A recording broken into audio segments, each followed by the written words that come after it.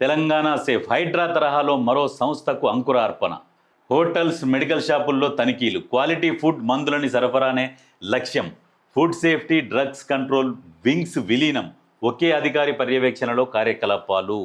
ఇది చాలా గొప్ప నిర్ణయం. ఇది ఫుడ్ సేఫ్టీ అధికారులని ప్లస్ డ్రగ్ కంట్రోల్ వింగ్ని రెండింటిని విలీనం చేస్తున్నారు చూడు. ఇది చాలా గొప్ప విషయం ఇది. ఎందుకంటే విపరీతంగా కల్తీ, ఎక్కడ చూడు కల్తీ కల్తీ కల్తీ కల్తీ. ఇప్పుడు డ్రగ్స్ కూడా విపరీతంగా డ్రగ్స్ చలామణి అవుతున్నాయి. ఇప్పుడు మెడికల్ షాపులలో కూడా తనిఖీలు చేపట్టాలి. కొన్ని ఉన్నాయి, కార్పొరేట్ సంబంధించిన మెడికల్ షాపులు ఉంటాయి. వాళ్ళ సొంతంగా వాళ్ళు మ్యానుఫ్యాక్చరర్ కాదు, మార్కెటింగ్ అనేది వేయించుకుంటారు.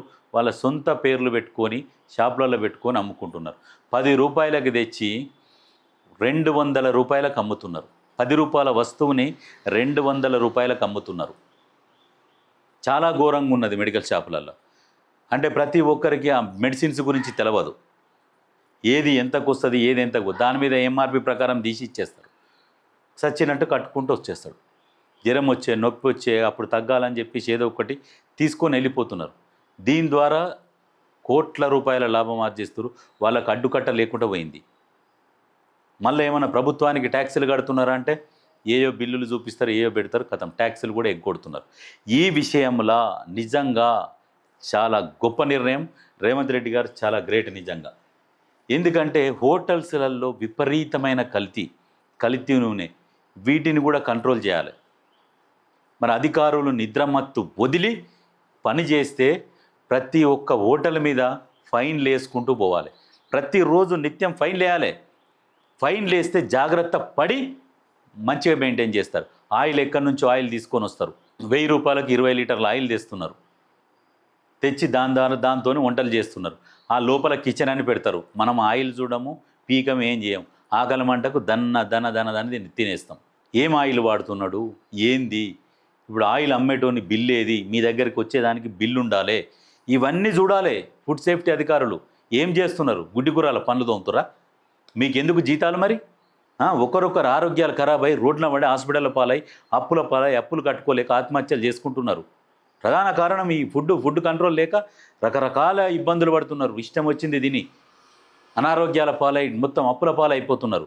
మీకేమో జీతాలు వస్తున్నాయి, మీరు పెద్ద పెద్ద హోటళ్ళలో పోయి మీరు నచ్చినాయి మీరు చేసుకుంటున్నారు. దీని మీద ప్రభుత్వం చాలా సీరియస్గా ఉన్నది. ఖచ్చితంగా ఈ ఫుడ్ సేఫ్టీ అధికారులు నిత్యం రౌండ్లోనే ఉండాలి. అంతా ఎక్కడ హోటల్స్ మీదనే వీళ్ళు తిరుగుతూనే ఉండాలి.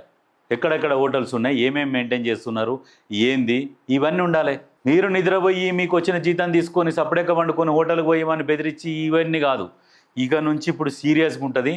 Drug control and plus food safety రెండు కలిపి ఒకటి తయారు చేసి దానికి సరిపోను స్టాఫ్ను ఏర్పాటు చేసి ఇప్పుడు తెలంగాణ ఆరోగ్యవంతమైన తెలంగాణ కావాలి. ఇట్లా అప్పుల పాలు అయిపోతున్నారు ఒక్కొక్కరు కుటుంబాలు. ఆ కుటుంబాలని కాపాడాలి అన్న ఒక లక్ష్యంతో ఇప్పుడున్న ప్రభుత్వం నిర్ణయం తీసుకున్నది. ఖచ్చితంగా ఇది ఇంప్లిమెంట్ చేస్తే ఒకరొకరు ఎట్లా అంటే అట్లా ఆడియాలి. హోటల్స్ వాళ్ళని తెచ్చే ప్రతి వస్తువుకు బిల్లు ఉండాలి. ఆ రకంగా తనిఖీలు చేయండి. బిల్లు లేకుండా వాళ్ళు మెయింటైన్ చేస్తే వాళ్ళని హోటల్ని సీజ్ చేయాలి. ఇటువంటి చట్టాలు తీసుకురావాలి. ఇటువంటి జీవోలు తెచ్చి వాళ్ళని ప్రతిరోజు చాలాన్ వేయాలి. ఒకరొక్కరు రోజు లక్షల రూపాయలు సంపాదిస్తున్నారు. నాసిరకం మొత్తం కలుషితం అవి తీసుకొని వచ్చేసి రోజు పెనాల్టీ అయ్యిర్రి. ఈ పెనాల్టీ కట్టలేక దేవుడా ఎందుకు ఈ పెనాల్టీ కట్టేది, ఒరిజినల్ వాడదామని వాడతారు.